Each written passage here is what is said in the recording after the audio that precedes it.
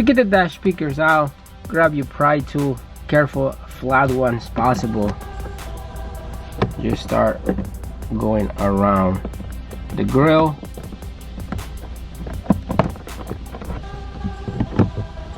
Don't force it, and then pulls out, and it's a regular Phillips screw. And then we have our regular 2.5 inch speaker.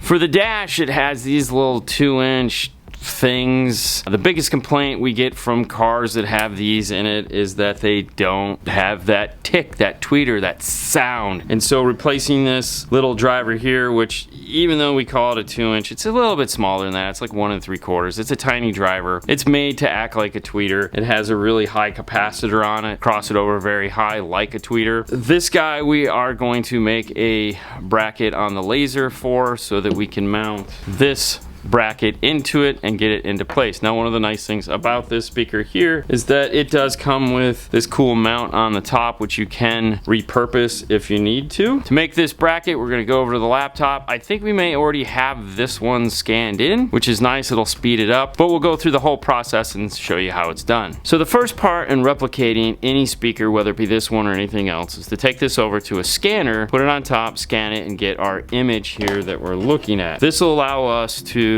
replicate the speaker in all its little nuances. You're going to need a set of digital calipers, and that is to take measurements of the product. Once we have that done, we import it to our drawing application. In this case, we use an Apple product called Amadine. And once it's in here, we start adding the geometry to it. We need to size it up, and to do that we're going to take the measurements off of the exterior of this to get us the outside diameter of the circle. In this case it's 2.68 inches. We'll start by drawing a circle, holding shift down while you drag across. We'll keep it symmetrical, and then we'll type in the number that we just got.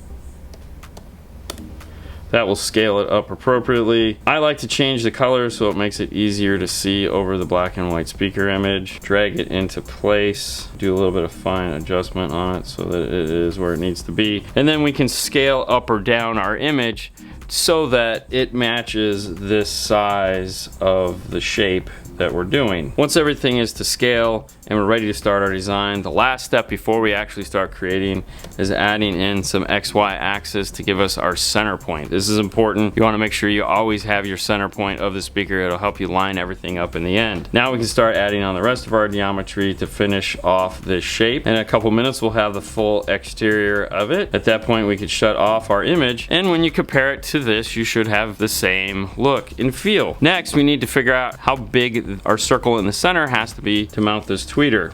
In this case, looks like 2 inches is going to be money. We'll add in a circle, get it out to 2 inches, and that is our project. If we want, we can add in some artwork to be lasered in just to finish it off and give it that little touch. Keep in mind, anytime you add artwork and stuff like that to a design, it does increase the amount of time it takes in order for the laser to put it out, because it's got to engrave that in. If you're crunched for time, maybe skip the logos. I'm going to export this, get it over to the laser, we'll cut it out and see how it fits. And after a minute and a half, that's right, just a minute and a half, we have our replacement for it. Same size, same screw holes, test fit the Alpine, drops right into place. That back piece I was talking about wiggles on, just like that.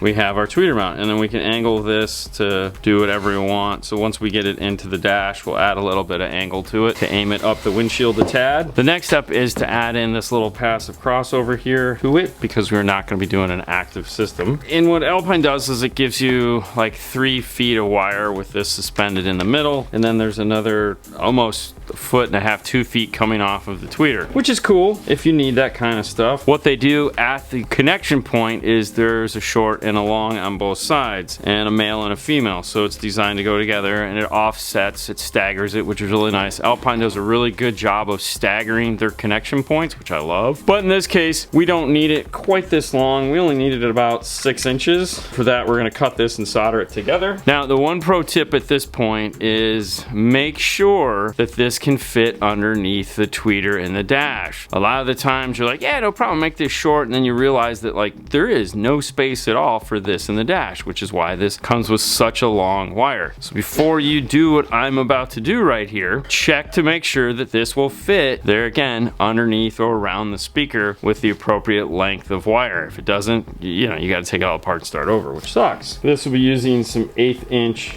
heat shrink. Alpine has a striped side and a black side. Right now we're not worried about polarity, we're just worried about matching wire to wire. The hard part about doing this is when you pull these wires apart, it creates a gray stripe on both of the wires. So make sure you line it up with the right gray stripe. Let it cool for a second before you put your heat shrink on, and then heat it back up again.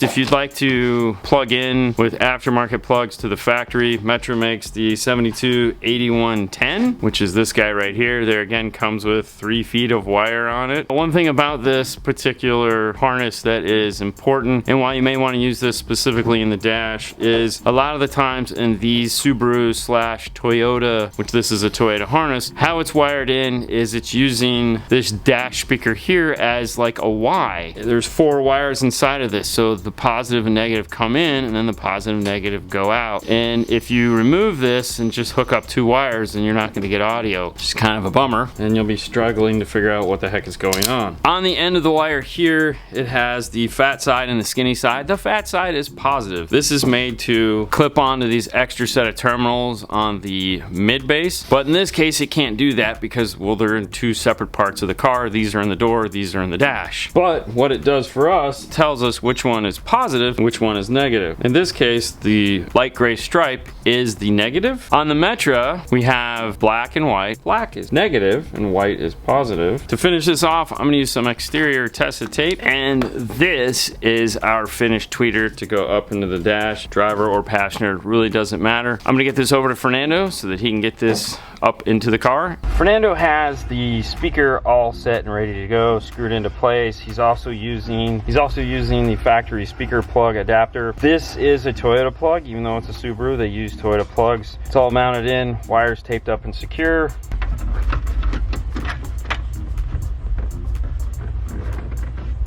Get our holes lined up. Now these speaker brackets are right and left, they're different. Plug in. Make sure that your plug wire isn't flopping around down here. You don't want it to slip down and hit into the speaker cone. That would be terrible and would destroy the speaker. But with that done, Fernando can put these door panels back on in reverse order, starting by clipping everything in, slide into the top, snap everything working down, and replacing those 2 screws. Taking a look at the dash. We were talking about earlier this being a Y. To figure out if yours is in fact a Y or not a Y is if there's 4 wires in this. If there's just 2 like this one, then you're okay. Plug in.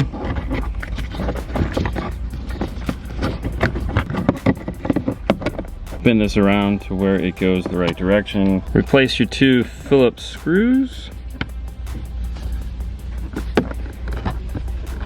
Angle the tweeter ever so slightly up this way. Slide our factory grill in. Get the back clips in first and line it up. And that's it. Fernando will get that door panel back on. He'll finish putting these other speakers in, and the front speakers will be done. We can tick that off our list. That's pretty exciting.